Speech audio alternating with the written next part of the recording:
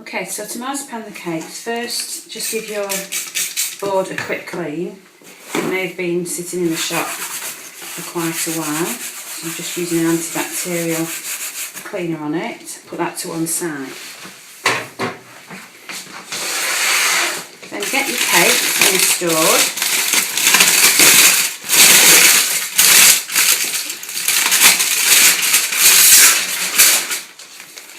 Make sure you remove all the greaseproof paper.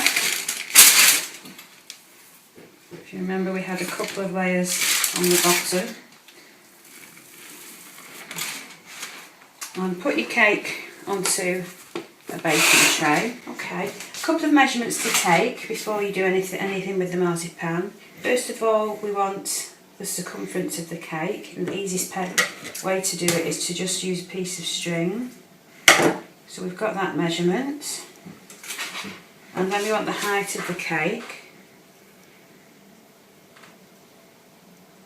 So we've got that in as well.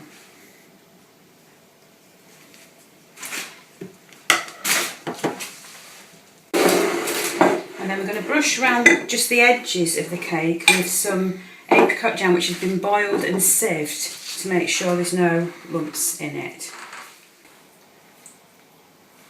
Okay, when you've gone all the way around, just clean up any little splashes you may have made on the baking tray, which could just mess your marzipan up a little bit. Okay, so now get your marzipan or almond paste, whichever you prefer.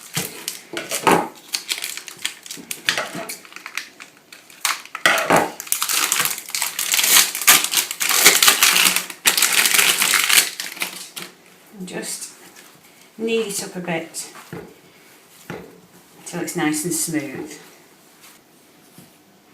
Okay, once it's nice and smooth, roll it into a sausage shape.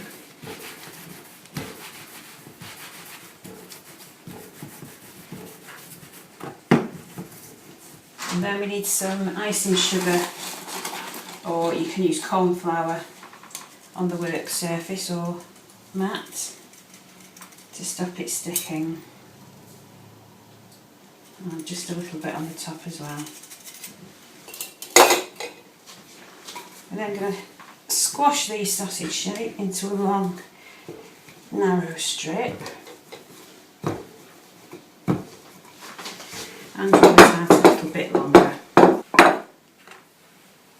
Okay, so once you've got it at least as long as your piece of string that you measured your cake with, we can straighten off one edge. Just not pressing too hard with the knife, or you might cut your mats if you're using one.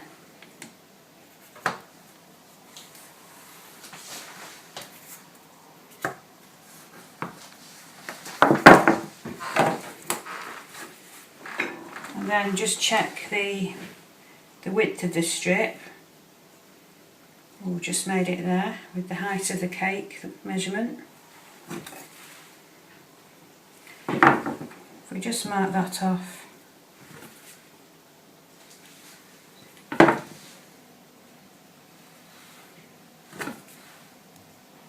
And then we can cut that top edge as well with the ruler.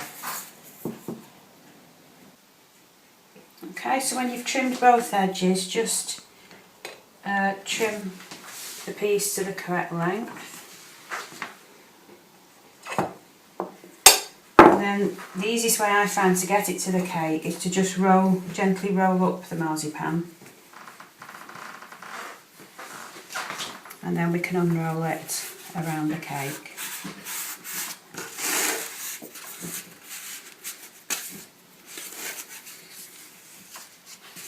Look at that, perfect fit. So press that to the cake, and then the top edge, which I've just left it a little bit higher than the cake, we just press that around so that there's actually no cake going to show, because this is actually going to be the bottom. I'm going to turn it over onto the board. There's no cake going to show at the edges where the cake meets the board itself. Now, to go around the edges, I just use a straight-sided pot which I've cleaned.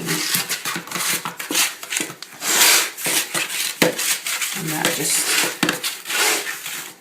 cake nice and smooth.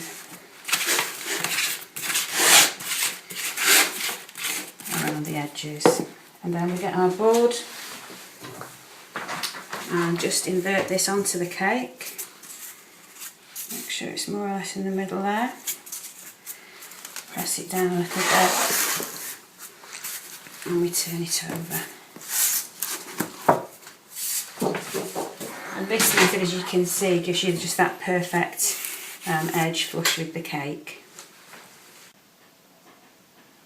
Okay, so now I'm rolling out the top for the cake, and you can use roller guides to help you with this if you like. Just have them either side and roll the marzipan in between them. That just helps to ensure it's an even thickness, which means your cake is level then at the end.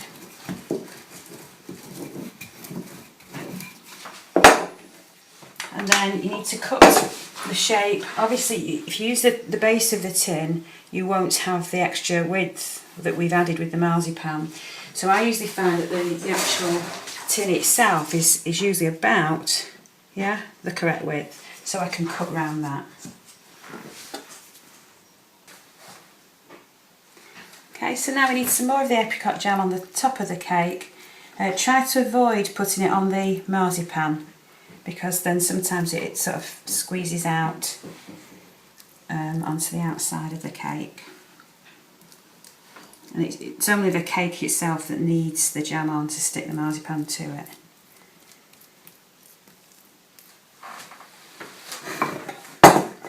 I'll just put your circle on.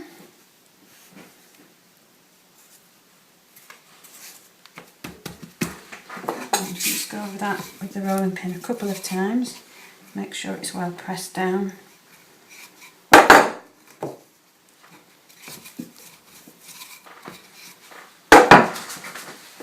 And then just around the edge once more.